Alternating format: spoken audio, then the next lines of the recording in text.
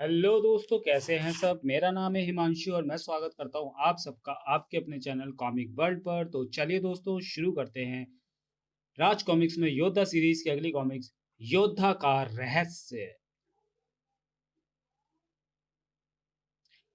सड़क के सीने को अपने टायरों तले रौंद कर भागी जाती कार में मौजूद थे भारतीय इंटेलिजेंस ब्यूरो की नाक समझी जाने वाली जाबाज जासूस मैडम एक्स और भूतकाल से वर्तमान में आया महाबली योद्धा। इस समय तो यह रहस्य हमारी समझ में नहीं आ रहा है देवी जी, लेकिन हमें आशा है कि हम शीघ्र इसे सुलझा। अभी तक वीरप्पन वाला रहस्य मेरे मस्तिष्क में तूफान मचाए हुए। समझ नहीं आया कि आखिर वह जेल की बंद सलाखों के पीछे से आजाद कैसे हो गया और फिर खतरनाक हाफनूस के रूप में कैसे बदल गया।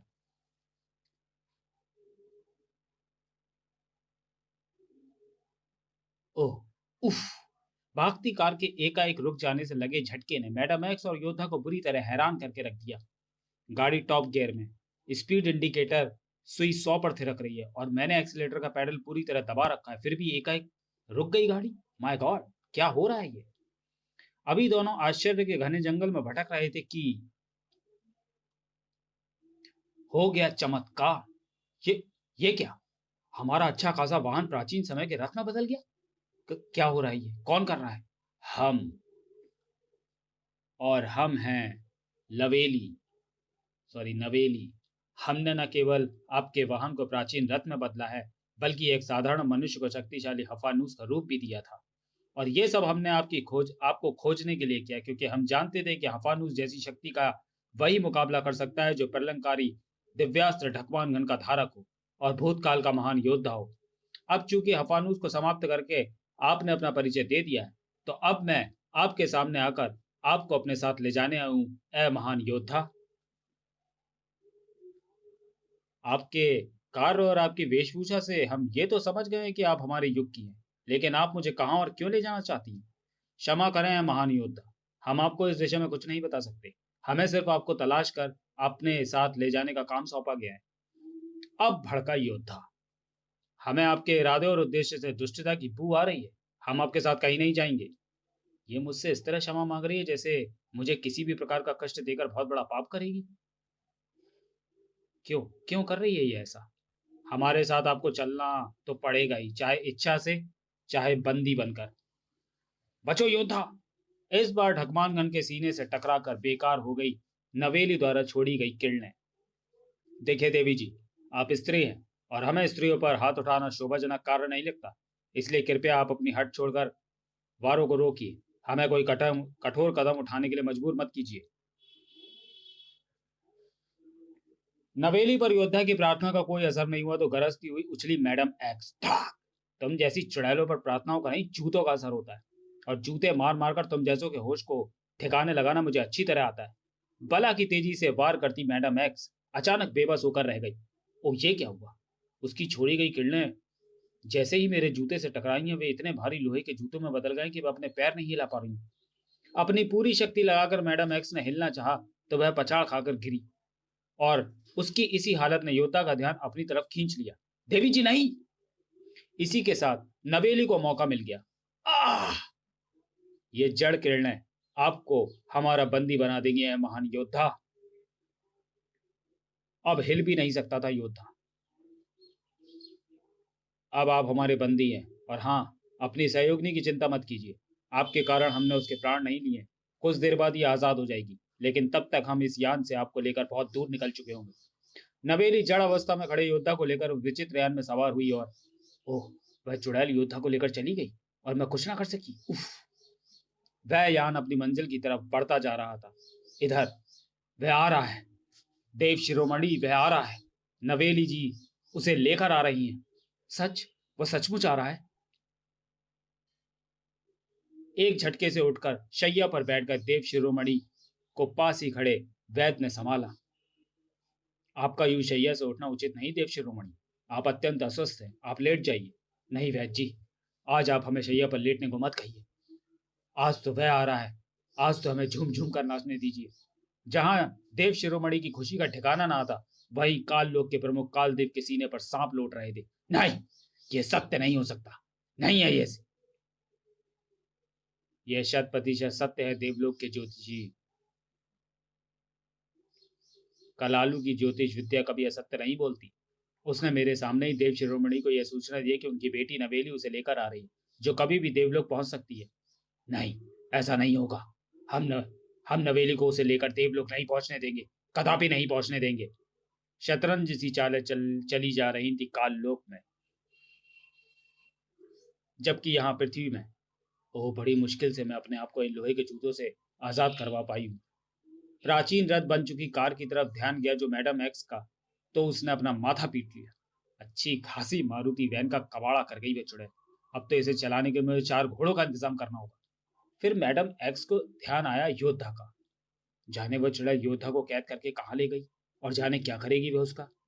वीरप्पन को जेल में छोड़कर अपने घर लौटी परेशान मैडम एक्स और परेशान हो गई। बदमाश सा लगने वाला ये लड़का यहाँ हमारे घर में क्या कर रहा था, उसे रोक कर पूछती हूँ। लेकिन मैडम एक्स उसे रोक पाती उससे पहले ही। हेलो दीदी, कहाँ चली गई थी तुम? बड़ी देर बाद लौटी। तेरे सवालों का जवाब मैं बाद में दूंगी, पहले तू बता, अभी अभी जो लड़का यहाँ से गया है वो कौन था, और यहाँ क्या करने आया था? वो फ्रेंड था दीदी, यूं ही मुझसे मिलने आया था। नहीं, मुझे नहीं लगता कि यूं ही आया था, तुम मुझसे कुछ छिपा रही हो। Train train. तभी बज उठे फोन ने मैडम एक्स की बात पूरी ना होने दी। उसने रिसीवर उठाया। मैं चीफ बोल रहा हूँ, ऊपर से तुम्हें मुख्यमंत्री की सुरक्षा के लिए तैनात करने के लिए ऑर्डर आए। तुम तुरंत ही हेडक्वार्टर पहुंचो। Okay sir. फर्ज को अपनी जान से ज्यादा चाहने वाली वह जाबाज तुरंत ही चल पड़ी। ओह शुक्र है, वरना आज दीदी टोनी के बारे में जानकारी रहती। मुख्यमंत्री जी की सुरक्षा की जो नई जिम्मेदारी मुझे सौंपी जा रही है उसे मुझे काफी मुस्तैदी से निभाना होगा। मैडम एक्स की नई जिम्मेदारी बहुत बड़ी मुसीबत का कारण बनने जा रही थी। राजनीति रूपी मकड़ी के जाल में आखिर मैडम एक्स फंसी गई। उसे मेरी कोशिशों से मुख्यमंत्री की सुरक्षा की जिम्मेदारी का काम सौंप दिया गया है। अब अब उसे हमारे दाएं हाथ वीरप्पन को कैद करने और हमारी बात न मानने की भरपूर सजा मिलेगी। मुख्यमंत्री हाउस की तरफ जाती मैडम एक्स गहरी सोच में डूबी हुई थी। योद्धा को अपने साथ ले गई वह चुड़ैल जब मेरी कार को रथ में बदल सकती है, योद्धा को अपनी शक्ति से जड़ कर सकती है, तो ना जाने वह योद्धा का क्या करेगी। क्या योद्धा उस जैसी शक्ति का मुकाबला करने में सक्षम है? किस हाल में और कहाँ होगा इस समय योद्धा? योद्धा था अंतरिक्ष की गहराइयों को तेजी से पार करके बढ़ते नवेली के यान में। आखिर आप मुझे कहाँ ले जाना चाहती हैं देवी जी? सब्र कीजिए है महान योद्धा, शीघ्र ही आप सभी कुछ जान जाएंगे। अचानक, अरे ये क्या हो रहा है? हमारे यान को काल्लो के निवासियों द्वारा घेरने का प्रयत्न किया जा रहा है।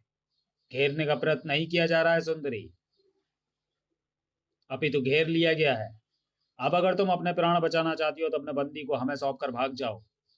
ये कोई साधारण बंदी नहीं, हमारे देव शिरोमणि का अरमान है, और अपने शिरोमणि के अरमानों के लिए देवलोक का हर देव अपने प्राण भी दे सकता है। और तुम जैसे दुष्टों के प्राण ले भी सकता है। आक्रमण! छिड़ गई भीषण लड़ाई, चिव चिव चिव चिव चिव, जिसमें एक तरफ थे कई दुष्ट और दूसरी तरफ थी अकेली नवेली, जो योद्धा को बचाने के लिए अपने प्राणों की बाजी लगाई हुई थी। हमारे महान योद्धा की तरफ उठने वाली हर आग को नवेली फोड़ डालेगी दुष्टों। ओह, जाने हम इसके लिए कितने महत्वपूर्ण हैं जो ये अपने प्राण देने पर तुली हुई है, लेकिन हम पर आंच नहीं आने दे रही। लेकिन इस स्थिति में जबकि शत्रु बहुत है और बुरी तरह घायल हो चुकी है ये देवी, उनका मुकाबला ज्यादा समय तक नहीं कर सकती। काश ऐसे समय में हम उनकी मदद करने की स्थिति में होते। ओह, आह! नवेली के कंठ से निकली उस दर्द भरी चीख ने तो योद्धा के चेहरे को पत्थर की मानक कठोर कर डाला। आह! अब तो हमें कुछ करना ही होगा, और कुछ करने के लिए निकलना होगा इस जड़ अवस्था से, संजोकर अपनी शक्ति का कतरा कतरा समेट कर अपनी सारी शक्ति। योद्धा ने कर दिखाया वह महायोद्धा वाला काम। आह! फिर जो उठा ढकमान घन, फिर जो चले कदम, फिर जो लहराया योद्धा, तो शत्रुओं में मच गई खलबली। था था हड़कम, खच खच और भगदड़। भागो, अपने प्राण बचाओ, भागो भागो! इधर योद्धा ने लड़खड़ाती नवेली को संभाला। अपनी चेतना पर संयम बनाए रखिए देवी जी, संभालिए अपने आप को। पल भर में ही मैदान साफ हो गया। ओह, ये तो बेहोश हो गई। अब हम इसे कहाँ ले जाएं? कैसे जाने कि ये हमें कहाँ ले जा रही थी? आपको इस विषय में सोचने का कष्ट करने की कोई आवश्यकता नहीं है महान योद्धा, मैं आपकी सेवा में उपस्थित हूँ। आप कौन हैं? हम देवलोक के राज ज्योतिषी और तुम्हारी बाहों में मौजूद बेहोश बच्ची के पिता कलालू हैं। हम आपको संकट में फंसा देखकर आपकी सहायता करने आए थे, लेकिन आपने तो हमारे पहुंचने से पहले ही हर संकट पर विजय पा ली। आइए, हमारे यान में बैठिए, हम आपको राजमहल लिए चलते हैं। ज्योतिषी कलालू के साथ योद्धा यान की तरफ बढ़ गया। इधर काललोक के महल में आह आह इतने सारे एक अदने से योद्धा से मात खाकर तुम आ गए। तुम्हें जीवित रहने का कोई अधिकार नहीं। गरजता हुआ पलटा वे। हम इसे छोड़ेंगे नहीं। अब उसे समाप्त करना इतना आसान नहीं होगा देव, क्योंकि अब तक वह देवलोक पहुंच गया होगा। नहीं, उसे समाप्त करना कठिन नहीं, क्योंकि उसे समाप्त करने के लिए अब हम स्वयं उसे लेकर जाएंगे, जिसका मुकाबला सातों देवलोकों में कोई नहीं कर सकता। दूसरे ही क्षण कालदेव अपनी पूरी शक्ति से चीखा, थम्बोरा! इधर देवलोक में देव शिरोमणि कुमार की जय। हम देव शिरोमणि कुमार? मुस्कुराते हुए बोला कलालू। नवेली को सैनिकों को सौंप दीजिए देव शिरोमणि कुमार, और हमारे साथ आइए। हम आपको देव शिरोमणि से मिलवाते हैं। ज्योतिषी कलालू के पीछे चलता हुआ देव शिरोमणि के निकट पहुंचा। योद्धा, हमारे पुत्र। इनकी सूरत हमसे कितनी अधिक मिलती है कि अगर इनकी दाढ़ी हटा दी जाए तो ये हम जैसे ही लगेंगे, एकदम हमारे प्रतिरूप। लेकिन यह हमें अपना पुत्र क्यों कह रहे हैं? योद्धा की मनोदशा को मानो देव शिरोमणि ने भाप लिया था। तुम ये सोचकर हैरान होना पुत्र कि हम तुम्हें पुत्र क्यों कह रहे हैं। तुम्हारे पिता तो तंत्राल हैं। हम भी यही समझते थे जब तक मृत्यु को प्राप्त होगा तंत्राल की आत्मा हमारे पास नहीं आई थी। तंत्राल की आत्मा ने हमें बताया था। मैं मृत्यु को प्राप्त होकर आपके पास पहुंचा हूं देव। अब चूंकि मेरा नश्वर संसार से कोई संबंध नहीं है, इसलिए मैं आपको बता देता हूं कि जिसे सारा संसार मेरा पुत्र समझता है वो मेरा नहीं, आपका पुत्र है। योद्धा, हमारा पुत्र? ये क्या कह रहे हो तुम? तंत्राल से योद्धा के संबंध के बारे में जानने से इच्छुक पाठकगण योद्धा सीरीज की पूर्व प्रकाशित चित्रकथाएं अवश्य पढ़ें। यह सत्य है देव, चूंकि मैं आपकी पत्नी देवी आराड़े का परम भक्त था, इसलिए एक दिन उन्होंने मेरे समक्ष प्रकट होकर एक नन्हे बालक को मेरी गोद में डालकर कहा था, यह बालक तुम्हारे पास हमारी धरोहर है तंत्रा। तुम्हारे जीते जी किसी को यह नहीं पता चलना चाहिए कि ये तुम्हारा नहीं, हमारा पुत्र है। लेकिन देवी, आप इस बालक को मुझे सौंप कर कहाँ जा रही हैं? ये हम सब नहीं जानते, लेकिन इतना है कि हम एक बहुत बड़े संकट में फंसे हुए हैं। विनाश हमारे पीछे लगा है। शायद ही हम उससे बच पाए। हम नहीं चाहते कि हमारा यह पुत्र भी उस विनाश का शिकार बने, इसलिए हम इसे तुम्हें सौंप कर जा रहे हैं। उस दिन से अंतर ध्यान हुई देवी फिर कभी वापस नहीं लौटी।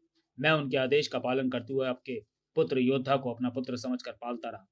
ये बात आप अराण्या देवी से पूछ सकते हैं।